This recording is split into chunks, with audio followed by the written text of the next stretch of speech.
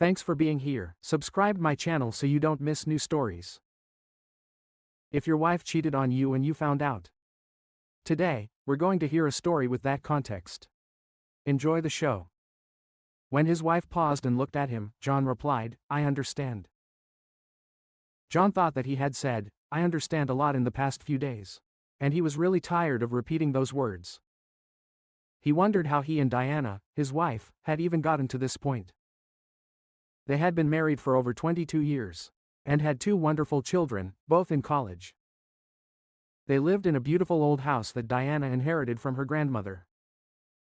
Together they had updated the house, adding a pool and a detached garage. The old house now had an open concept floor plan. And a beautifully updated kitchen. He was proud of the house and thought it rivaled anything they had seen on HGTV. They also own a great beach house in Hatteras, North Carolina. John resisted making any changes to the traditional beach house he inherited, preferring to leave it as he remembered it from his childhood. It was the site of so many wonderful family memories.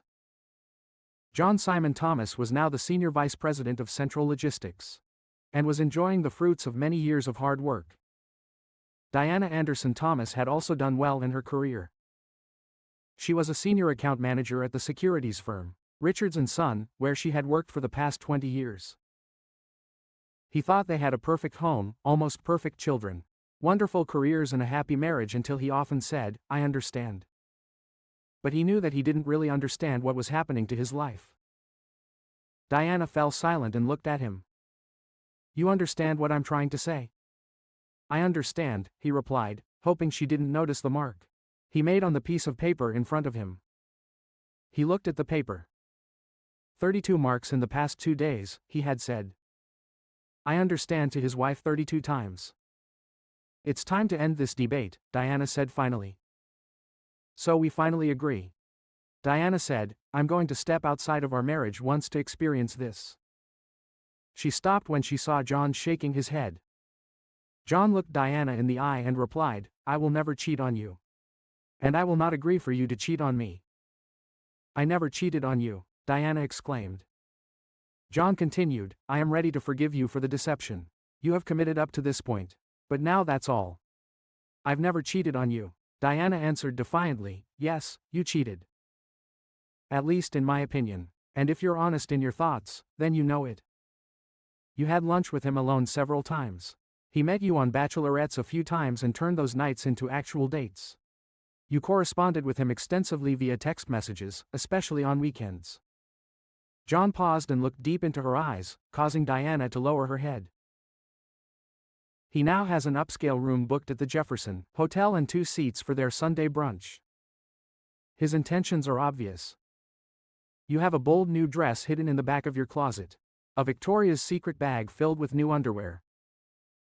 I guess it was only for his eyes, since you hid it from me. Your intentions are also obvious." John stopped and waited for an answer which never came. "I'm going to make it very simple. I'm going to make sure we both understand what's going to happen. I offer 2 options. This Saturday morning, I'm going to the beach house. I'll stop at the Virginia Diner for breakfast and then head to the beach. I'd like you to come with me. We may spend the weekend discussing our problems and wondering if we can save our marriage. It would be nice if you returned the underwear you bought for him and picked out something for us to have fun with." John paused, trying to gauge Diana's reaction. Once again, he couldn't read her mind. Something he'd never had a problem with until recently. "Your other option is to continue with your plans for Saturday. Meet David Summers at the Jefferson Hotel. Have a nice romantic dinner at Bookbinders. Dance at the Tobacco Company, and return to the Jefferson to complete your romance. Look at me." She slowly raised her hand. "You can continue with your plans. You won't need my permission, because the moment I leave without you on Saturday morning, our marriage will end." Diana looked at John in shock. How did he know about their plans for the weekend? She slowly began to speak, but before she could say a word, John said, "In case you were wondering, I have friends where you work. You have friends at work who worry about you. And finally, David Summers has no real friends at all." Diana paused, is what John told her, dawn on her. Then she tried to go on the offensive. I have been your faithful wife and partner for 22 years now. You were a faithful wife for 21 years and 10 months. You've been cheating on me since your first lunch with David Summers. I never cheated on you, Diana pleaded. You already had intimate with him? John began to say. Diana jumped up and interrupted him.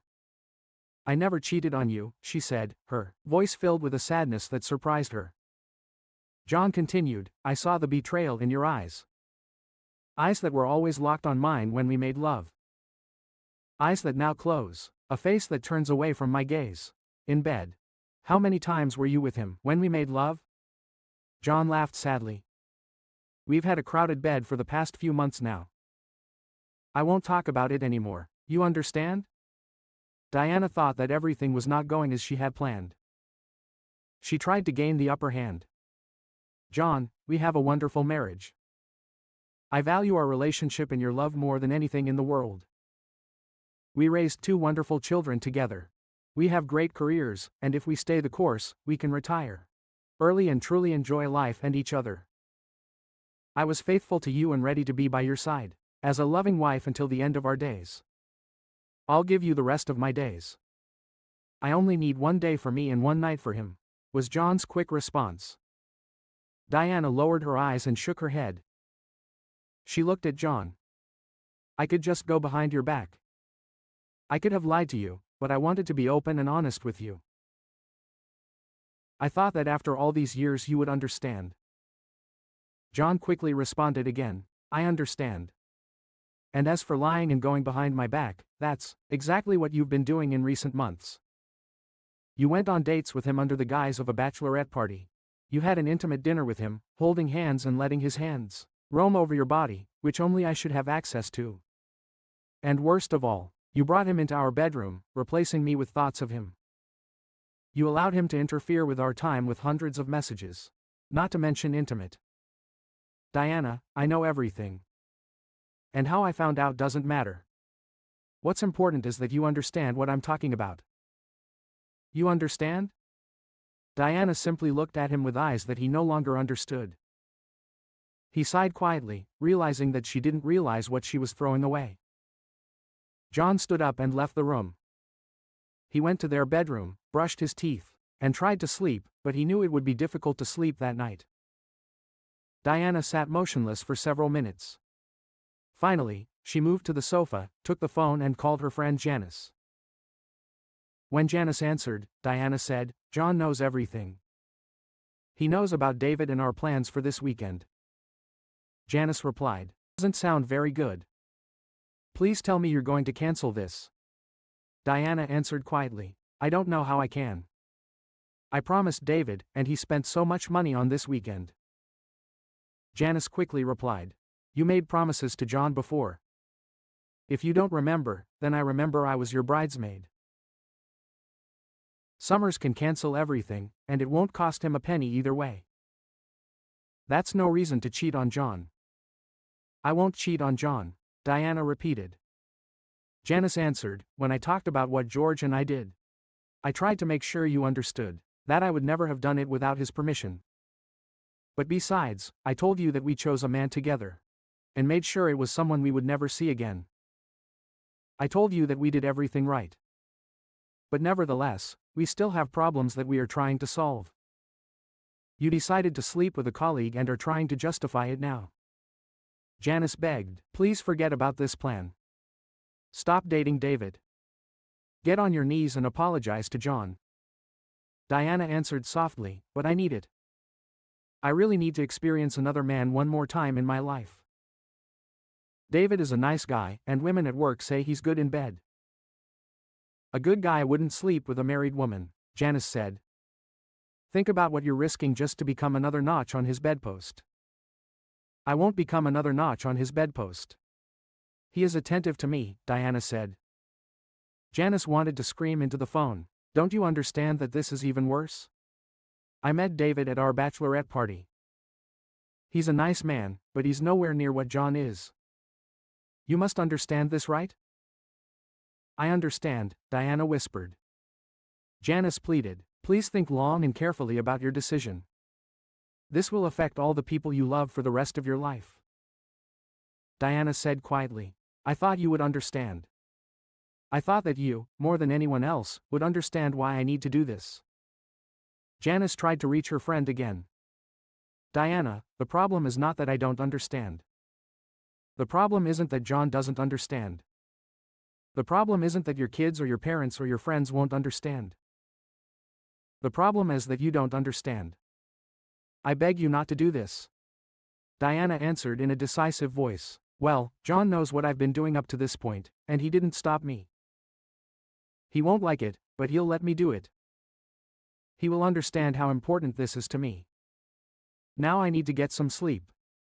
After finishing the call, Janice turned to her husband, George. She didn't understand a word of what I told her. I'm so sorry. I told her about our experience, George replied. I thought we agreed that this would remain strictly between us. Janice was a little confused.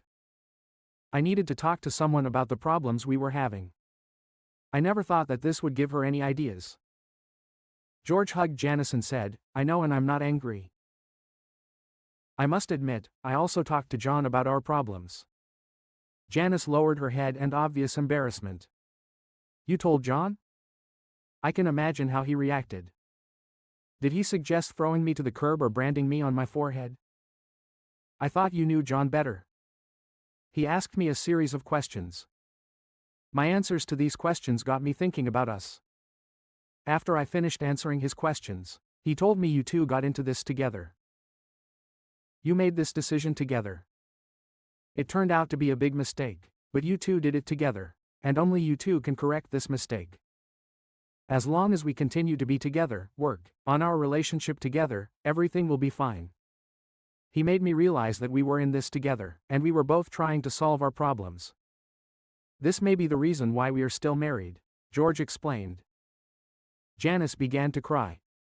She said quietly, this may be the reason we are married. And we may be the reason he gets divorced. George shook his head, hugging his wife.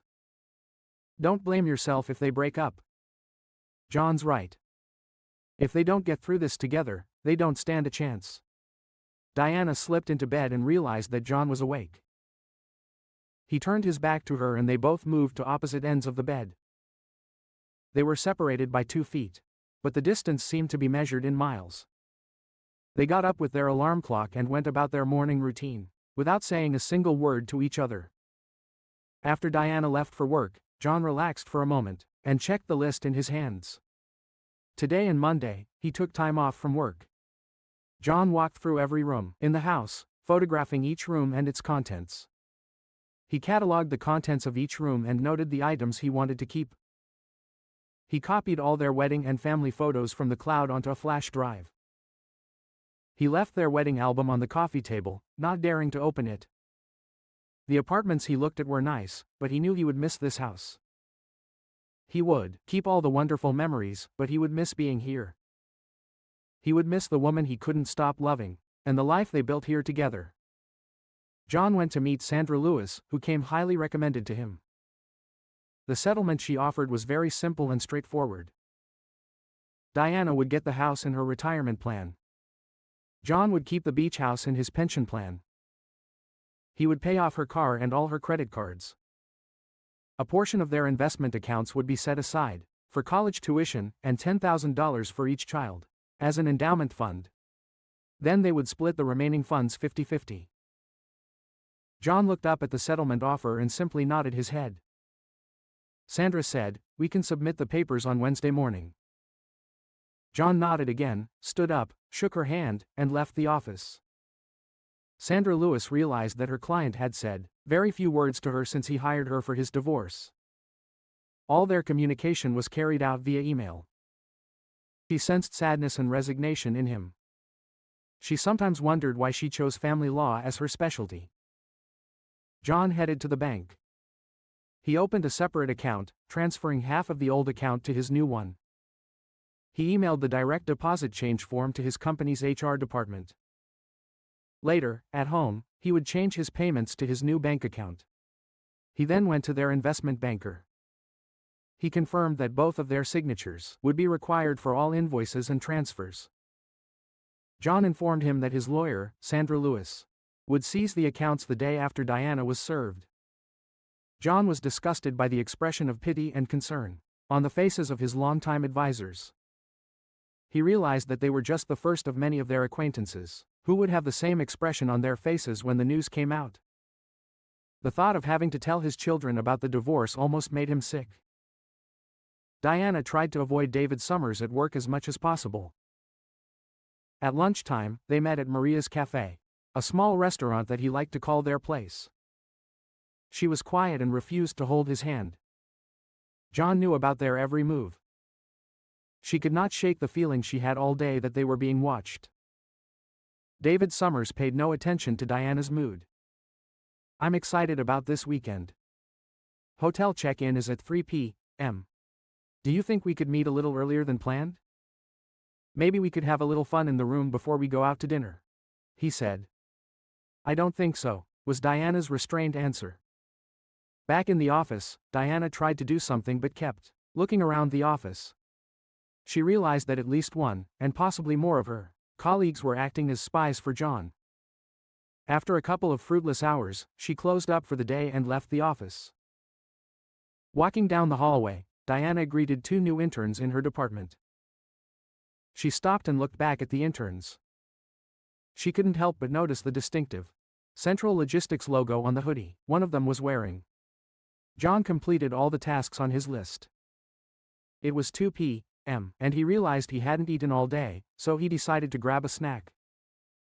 When he sat down at a table in Maria's cafe, the hostess came out and greeted him with a hug. John hugged her tightly and asked, "How is he doing?" Maria smiled. "He's doing great. He made the baseball team as a rookie. He's so excited. You know, James has been a great training partner this winter. Your son changed everything." "Well, James is thrilled that his roommate will be on his team," John replied. Maria sat down next to John and said they were here again for lunch today. But all is not well in paradise. Diana was very nervous and of course Summers did not understand anything. "He may be clueless, but he's going to sleep with her this weekend," replied a dejected John. "Don't rush to give it up. She must be a special woman to have been married for so long. She realizes her mistake, and I just pray that it happens sooner rather than later," Maria replied. "So Maryland crab cakes with broccoli." John smiled for the first time that day. "Sounds perfect, and maybe a beer for a change. Surprise me with one of your pale owlish." Diana returned home early and began to put her backup plan into action. She planned to cook John's favorite dinner and then try to talk to him again. It was important to her that he agreed to her one-time date. If he didn't agree to it, she needed him to at least accept her actions. When the crab cakes were baked, she went upstairs and changed. She wanted to look good for him, and then planned to meet Janice and her other friend Lisa for drinks to discuss the big day one last time on Saturday. She took Victoria's Secret clothes and bags out of her closet and walked to her car, carefully placing them in the trunk. She didn't want to embarrass either John or herself by exposing them to him. John arrived home at his usual time and was surprised to smell the aroma of dinner being prepared. Diana entered the living room and handed him a bottle of light beer. "Please, take off your jacket and tie and sit down. Dinner will be on the table in a couple of minutes," she said. John smiled at the Maryland crab cakes and steamed broccoli she brought him. He was glad because this was his favorite dish, but for the first time, he realized that he would prefer to eat at Maria's cafe. At this moment, he would prefer to be anywhere but at home as they ate dinner in silence. Diana decided to try again to make him understand why she needed to do this. "John, I love you and I hope you understand why." John interrupted her. "I understand. You look very good today. Are you going somewhere?" "Yes, I'm going to meet Janice and Lisa for a few drinks later in the evening. But I'm trying to tell you that I love you and hope." Yes, you hope that I understand," John said coldly. "I really understand." He stopped eating and moved away from the table, getting up. "I lost my appetite as he left," he told her. "You look really good for him." I guess you couldn't wait until tomorrow when you see David Summers tonight. Tell him to drop dead for me. John disappeared into the living room, and the sound of the television filled the dining room. Diana sat quietly at the table with her head in her hands for the first time. She seriously reconsidered her actions. After a few minutes, she stood up and cleared the table. Now is not the time to hesitate. She needed to remain true to her feelings. She wrote to Janice, "Can we meet earlier? I'm leaving in 5 minutes." John heard the front door open and close. He drank his beer and looked at the TV. He realized that he had been sitting there for 20 minutes, and had no idea what channel he was watching. He felt sadness pressing on his chest like a huge weight, that made it almost impossible for him to breathe. John pulled the box out of his coat pocket, popped 2 pills into his mouth, and washed them down with the rest of his beer. For the first time in his life, he took sleeping pills. He knew he wouldn't be able to sleep without help. He also knew that he would need all his strength for Saturday morning. Diana was the first to go to the bar and order a table for 3. While waiting, she turned her attention to the scene in the bar. Men and women danced the dance of seduction, but to Diana, it seemed like a dance of despair and loneliness. Is this really your destiny? The appearance of friends saved her from these thoughts. Diana watched as her 2 friends approached the table. She noticed that they seemed tense and prepared for their attack. Lisa sat down and looked at Diana. "What the hell do you think you're doing? Are you crazy? Are you going to cheat on your husband with some piece of crap from work? Are you going through menopause, or have you started taking pills, or have you fallen and hit your head? This is the dumbest thing I've ever heard from anyone, and I used to think you were one of the smartest people I know. If you go through with it, you must be the dumbest I've ever met." Diana simply answered her friend, "Good evening to you too, Lisa." "Yes, I'm fine, but what about you?" Lisa just looked at her. Diana saw the anger and pain in her eyes. Diana turned to Janice. "Your turn." Janice shook her head. "You know how I feel about this adventure of yours. I would say more, but I'm afraid I won't be able to be as polite as Lisa." Diana smiled sadly. "Do you think you could swear better than Lisa?" Janice answered without smiling. "Well, no one can swear better than Lisa," but she left out the words fallen woman, cheater, adulterer, idiot, and perhaps the worst disappointment of all. "But there's one thing I really need to tell you. I think you are planning to make the biggest mistake of your life. But I love you and will be here to help you no matter what you do." Lisa just shook her head. Damn. What you want to do is so wrong and so stupid. But I will be here for you too. Just so you know, I'll be saying I told you so over and over again." Diana hugged her friends. "Thank you for your love. I know you can't support what I do, but it's great to know that I can count on you both after this. You both know that I don't do anything halfway. I have made a commitment, and it is time for me to bring this matter to its natural conclusion." Lisa softly pleaded, "Diana, there is nothing natural about betrayal and commitment. To betrayal is the opposite of the true meaning of the word commitment." Diana sat quietly for several minutes and then stood up and said, "I need to finish my business for tomorrow. I'll bring a bottle of wine. Please stay and drink for me." Diana completed her instructions and drove up to the dark house. She collected her thoughts and then sent Janice a long text message. She knew that Janice was angry with her, but she also knew that her friend would help her. She opened the trunk of her car. She realized she couldn't leave her shopping in the car overnight. Tomorrow it would be too cold to wear. She hid them in the closet in the downstairs hallway. After that, she slid into bed next to John and tried to sleep that night. Sleep did not come to Diana. Finally, at 3 a.m., she got out of bed and went downstairs. She saw the wedding album on the coffee table and thought that, if John could look at their wedding album, so could she. After looking through 2 pages, she closed the album and began to cry. She had to make him understand. At 5 a.m., she gave up on the idea of sleep and went to the bathroom to take a shower. After her shower, she put on some Victoria's Secret lingerie.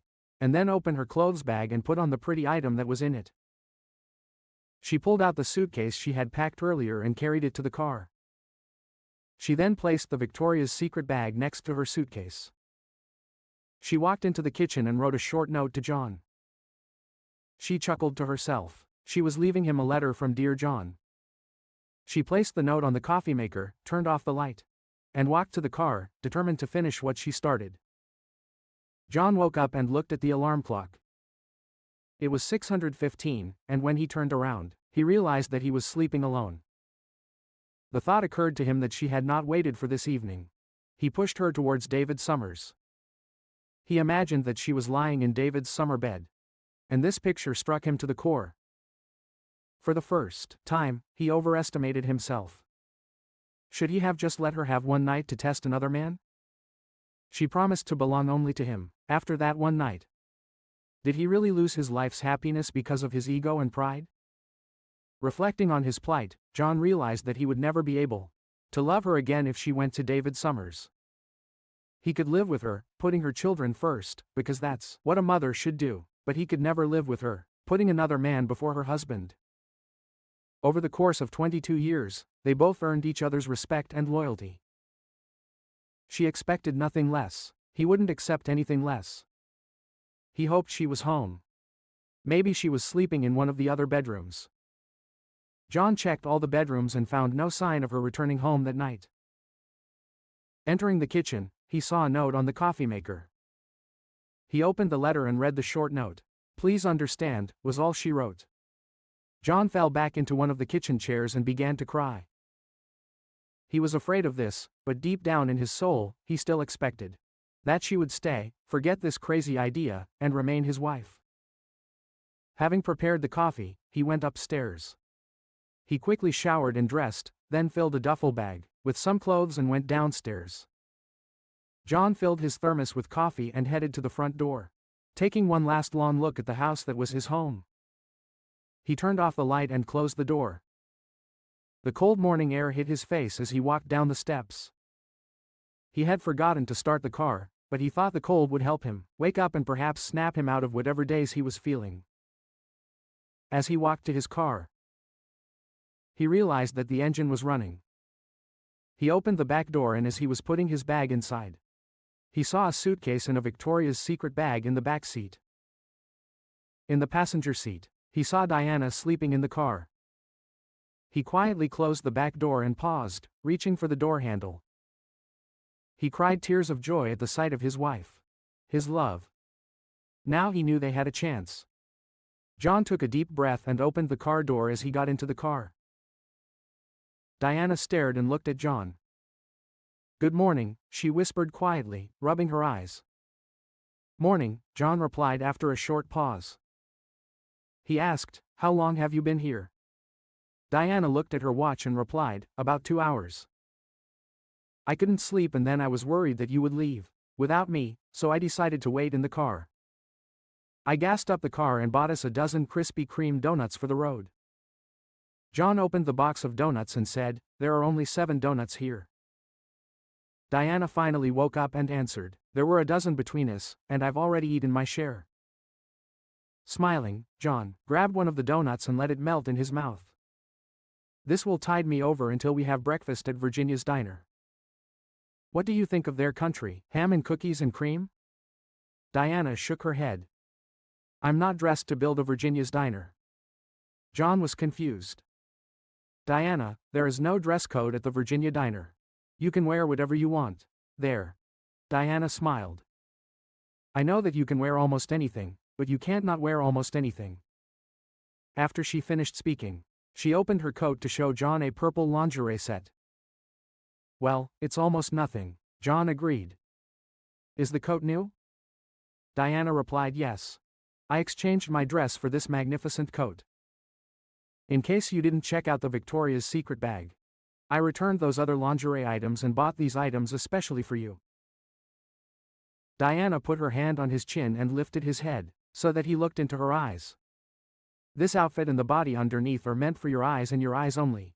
For all the days and nights of our lives." After a short pause, she continued, "I'm sorry for the hell I've put you through these past months.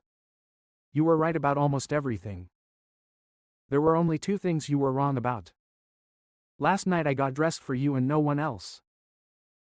And I actually met Janice and Lisa. The second thing you were wrong about was that when we had night, I had intimate with David. David never came into our bedroom. I didn't close my eyes to think about him, but I couldn't look you in the eyes, because I was so ashamed of what I wanted to do. I'm ashamed to admit that the shame I felt didn't stop me from planning to be with him. She looked at him and said quietly, "Now I really understand." He kissed her. They had a lot to talk about. They had a lot of work ahead of them to repair their marriage. But his heart leapt with joy when he realized that she finally understood. As John drove past the Virginia diner, he looked at Diana. She fell asleep again soon after they reached the highway.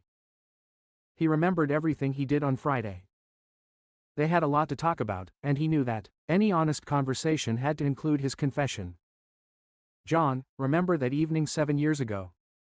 He was in San Francisco for the quarterly corporate meeting. At that time, he was the head of the department, and his adventure brought huge results to the company. Foreign companies were buying up their American competitors, but John saw an interesting opportunity. He advocated the idea of buying an Italian company, with excellent engineers, but serious financial problems. His mentor, the CEO, approved the purchase and it was a great success. The purchase brought them several teams of experienced engineers. The big plus was the access to the European market that this company provided to the rest of the corporation, and the strong presence of the Italian company in the Chinese market. The deal ultimately brought in billions of dollars. This was the crowning achievement of the CEO's career, and set John on the fast track to a corporate career. That evening, Diana was home in Virginia with the boys in a school band concert. So John celebrated his success with his colleagues and especially with Debbie. Mary's a wonderful marketing representative from another division. Debbie and he had a long-term business relationship of the friendly relationship type. He drank just enough to ease his inhibitions, but not enough. They danced much closer than a married man should with someone other than his wife. They headed to her room for the first time in hours. He thought about his wife and the wonderful family he had at home. He looked at the beautiful Debbie mirrors and could not think of a single reason to enter the room. He took 2 steps back and then literally ran back to the elevator. He went into his room and took a shower, wanting to get rid of Debbie's smell. It was 1 in the morning in their house in Richmond, but he called Diana. He needed to hear her voice. After several rings, she sleepily picked up the phone. John assured Diana that he was fine and nothing bad had happened. Then he told her the good news. He told her about the success of his adventure and his promotion, with a huge increase in salary. He cried as she had told him how proud she was of him, and how she always knew he would succeed. She told him how much she loved him. Through his tears, he realized that he had almost shared one of the greatest moments of his life with the wrong woman. Diana's opinion and happiness were all that mattered to him. When John drove to the beach, he knew he had to tell her. He had to make her understand why he truly understood her feelings. He was in her shoes, and that is why he could listen to her, and honestly say, "I understand." David Summers sat alone in Fred Davis's office at Richards & Sons. Fred was the vice president of human resources, and David was sent to his office as soon as he walked in that Monday morning. He didn't understand why he was here.